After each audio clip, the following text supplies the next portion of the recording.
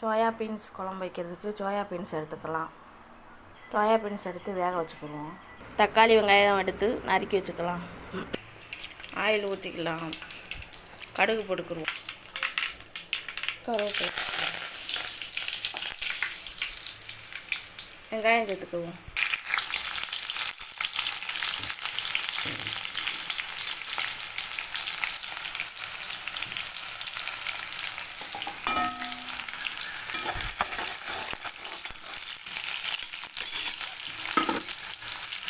நறுக்கிய தக்காளியை சேர்த்துக்கிறோம்.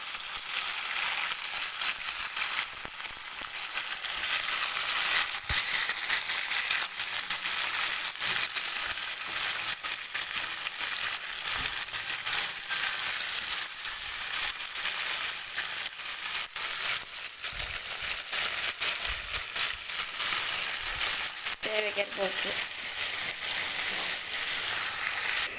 குழம்புக்கு தேங்காய் வெள்ளைப்பூடு எடுத்து அரைச்சிக்கிடுவோம்.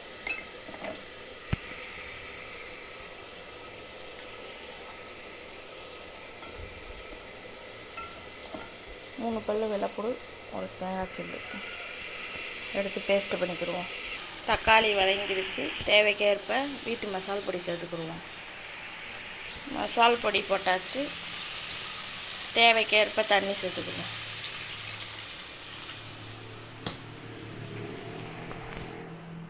தேங்காய் வெள்ளைப்பூடு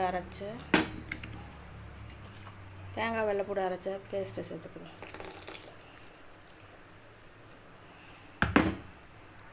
வேக வச்ச சோயா பீன்ஸை சேர்த்துக்குவோம்.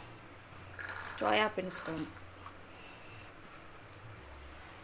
ஒரு 10 நிமிஷம் குழம்பு வேகட்டும். நல்லா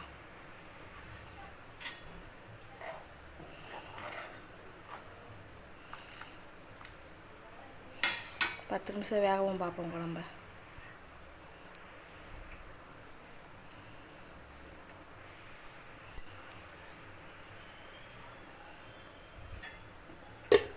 மூடி வச்சுக்கிறோம். குழம்பு வெந்துருச்சு. நீங்களும் இதே போல் சோயா பீன்ஸ் குழம்ப வச்சு பாருங்கள். ரொம்ப அருமையாக இருக்கும்.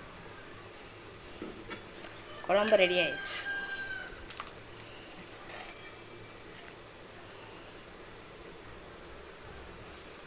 நீங்கள் இதே மாதிரி குழம்பு வச்சு பாருங்கள். ரொம்ப டேஸ்ட்டாக இருக்கும்.